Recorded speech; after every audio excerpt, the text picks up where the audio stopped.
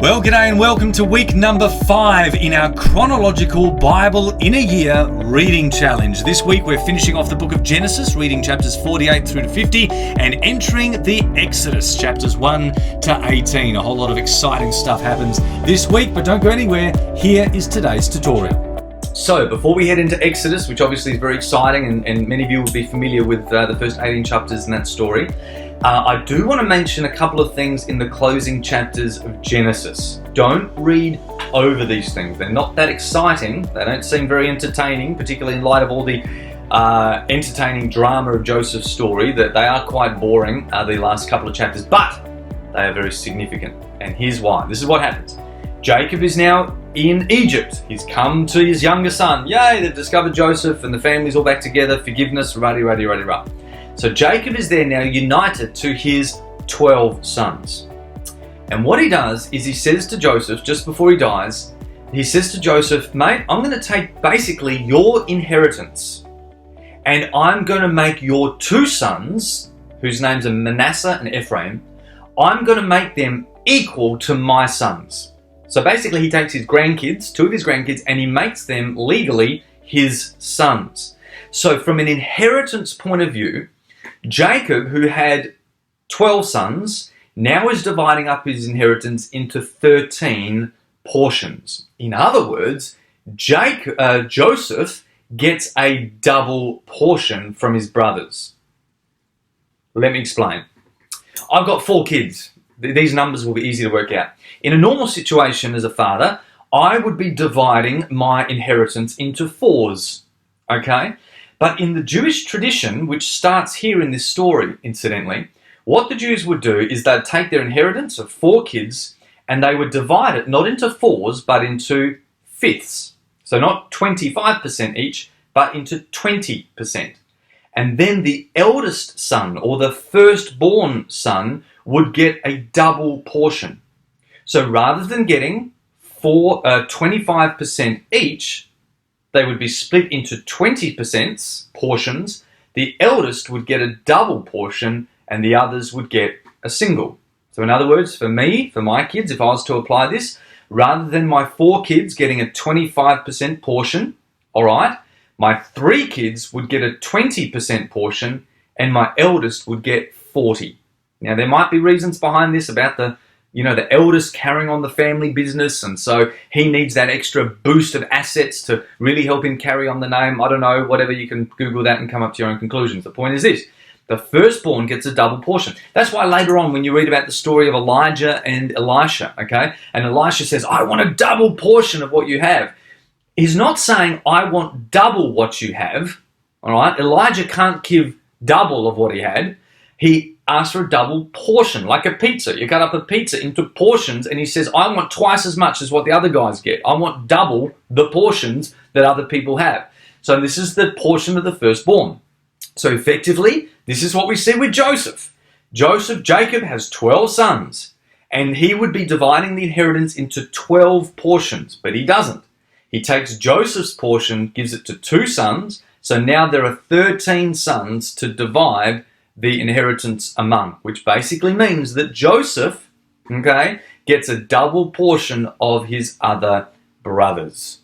Interesting, all right? This is a way to communicate that Joseph, again, is the favored son. He is considered the firstborn, even though he wasn't the firstborn to Jacob, all right? He was the 11th born, but he was the firstborn of the favorite wife. So he gets the firstborn privileges. And it's interesting that when Jacob, the old man who's now blind, lays hands on these 2 grandsons, who are now, legally speaking, his 2 sons, he lays hands on these boys, he actually blesses the younger one more than the older one, which again is this whole motif, okay, that we've seen all the way through Genesis now, where the younger is favored above the older. The older persecutes the younger is favored more by the father, and this motif is important to see in Genesis because it carries all the way through to the 1st century. All right, so there you go. So when we talk about the 12 tribes of Israel, we've essentially got Israel, or Jacob's 12 sons. which when they go into the promised land, Joseph is taken out of the picture and 2 of his sons are replaced. So in a sense, we've got 13 tribes. But in the promised land, there's the tribe called Levi who become priests. And this happens later on in Joshua, okay? The Levites become priests and they don't get a portion of the land. So strictly speaking, while there are 13 tribes, there are only 12 tribes that end up getting divvied up the land. So there are always, in a sense, 12 tribes. Is that too much for one day? I hope that didn't bore you. Okay, anyway, the point is, we see here the establishment of the 12 tribes. So that's important to see. The second thing is, before we leave Genesis, is that when Jacob dies, there's this really interesting phrase, and we'll visit this later on when we maybe get to Kings or something, okay? It says there, he breathed his last and was gathered to his people. Now, we've seen this phrase used for Abraham and Isaac. So both Abraham, Isaac, and Jacob, when they die, all right, there's a phrase used where it says they were gathered to their people. And this introduces us to the mentality the Hebrews have, or a little part of the mentality the Hebrews had concerning the afterlife. All right? They believed, absolutely, in an afterlife. But these people, when they died, did not die and go to heaven. All right? They died and were gathered to their people. And as we keep reading the Old Testament, we'll find out that they went not to heaven, but they went to a place called Sheol, the place of death. And possibly as we keep reading through, we'll see how their idea of what the afterlife was changes. All right, but I just want to throw that out there now, that in the closing chapters of Genesis, we see that phrase, they were gathered to their people. All right, so let's move into Exodus. We're reading the first 18 chapters of Exodus this week. And for goodness sake, so much happens. So Exodus is basically a couple of 100 years later. Okay, you'll read all about that. The pharaohs are now oppressing God's people. They're in slavery, and there is a heap of stuff that happens in the first 18 chapters this week. And basically, it takes us all the way to Sinai, all the way to where the 10 Commandments are going to be given, and we'll make a mention, obviously, of that next week. The word Exodus, as I said, the Hebrews in their Bible, they consider the first 5 books as one book. Okay, it's the book of the law, and they didn't give titles to these first 5 books. I mean, they are separate books in the Hebrew Bible, but the titles of them are basically named after the first sentences of each of the books. All right, so I think this one's called, this is the family of, or something like that. It's a bit random. It's actually when they translated the Bible into Greek that the word Exodus was given, because the origins of the word Exodus is Greek origins. And Exodus basically means exit. Okay, it means a departure. It's all about the departure or the exit of God's people from Egypt. And so we have the book of Exodus. So, of course, basically in these opening chapters, we're introduced to Moses as a baby. We're introduced to Moses as a 40-year-old man. We're introduced to Moses as an 80-year-old man who is then called by God, encounters him at a burning bush, etc., etc. And there are many subtleties in the story that we miss because we don't understand Hebrew language. And one of my favorites, okay, is this. When the baby Moses is put into a basket by his mum and put down the water, the word there for basket in Hebrew is actually the word ark. He is saved, Moses is saved on the waters by being put into an ark. The only time this word is used is in the story of Noah. All through the story of Noah, it's the same word. And yet here he is put into an ark made of tar and pitch, which is the same word for Babel when they made the tower. Okay, so there's all these nuances and carryover language connotations that we miss because we're English speakers, but is there in the Hebrew. But anyway, I won't go into much of that today. We come into the story of Exodus. We have the 10 plagues, and the whole idea, and this is where I want to go today, the whole idea of the 10 plagues is culminating in the plague of the firstborn, because God is saying, Israel is my firstborn son, okay? Israel is my favorite son. Of all the nations of the earth that I've created, Israel is my chosen, favored son. And so the plague of the firstborn takes place. God says, I'm willing to destroy your firstborn son for the sake of my firstborn son. That's how jealous I am for him. And the culmination of that, of course, is the institution of a Passover meal. And the Passover meal and the firstborn plagues and all the other plagues is all about making a distinction between my people and the Egyptian people, all right? God is calling out his people. He's saying, you are not Egyptians, okay? You're not Egyptians. You're not of them. You are my people. You have a proud history coming through Joseph, Abraham, Isaac, Jacob, and Joseph. You have a proud history. You are my people, and I'm going to make a distinction between you, because ultimately these guys had spent hundreds of years in Egypt growing up as slaves. They didn't have, here we go, they didn't have a national identity. But that was all about to change, and that's what happens in these chapters. They're given a national festival.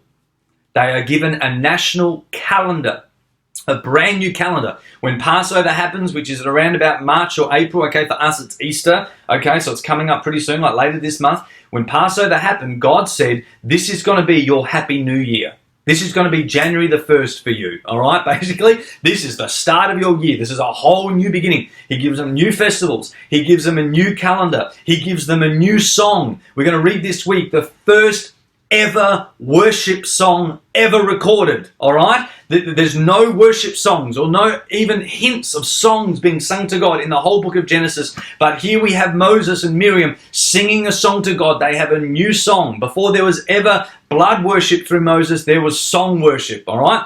Moses wrote the first prophetic worship song. So we see new songs coming. And lastly, we see a new government being established.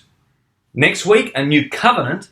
But this week, a new government. And this is the main point of where I want your head to be at as we approach this reading this week. These chapters in in Exodus, is all about establishing a brand new national identity for Israel. You are a nation, holy to me, distinct from the nations around you. Here's the progression. We have, in the age of the ancients, Genesis 1 to 11, we have individual men who walked with God. Adam, Enoch, Noah, and then Abraham, okay? We have the age of the ancients, men, individual men, not their families, okay? But individual men, individuals who walked with God, the age of the ancients.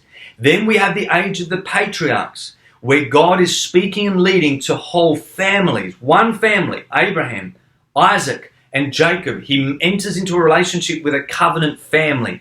That family has now grown exponentially in Egypt. There are now tribes and clans and families led by fathers, but tribes and clans and families. This is now one family that has become one nation. So we are now entering a new era in Israel's history. The age of the ancients has come to the age of the patriarchs, and we are now entering the age of the judges. Because with a new nation, there has to be a new political structure, a new government to govern this nation. And God does that by choosing judges. Moses is the first one. And a judge is basically not a judge like you and I think in a court of law, really, although having the law is an important part of their purpose. But basically what judges are is they are prophetic leaders. They're called by God. They're political leaders, okay? So they do have jurisdiction in the legal sphere. They're political leaders. And they are also military leaders. And Moses is the first one, the first national judge of Israel. We are seeing a whole new era come about, a whole new government being formed, where the family of Israel now becomes a nation of Israel. And that nation has all new traditions now. They have new traditions, festivals. They have a new calendar. They have new forms of worship, which are about to change again in the next week's readings. And they have a whole new structure in the way that they are led. The point is this: Israel is now an identifiable nation, political nation under Moses' leadership. And we don't really appreciate this as much until you get to the first century, and Paul writes about this in Corinthians. Get this. This isn't so obvious. Get this. When Paul speaks about the body of Christ, okay, and that we are baptized into Christ, many members forming one one collective body. Paul says that's what happened to Israel when they came through the Red Sea.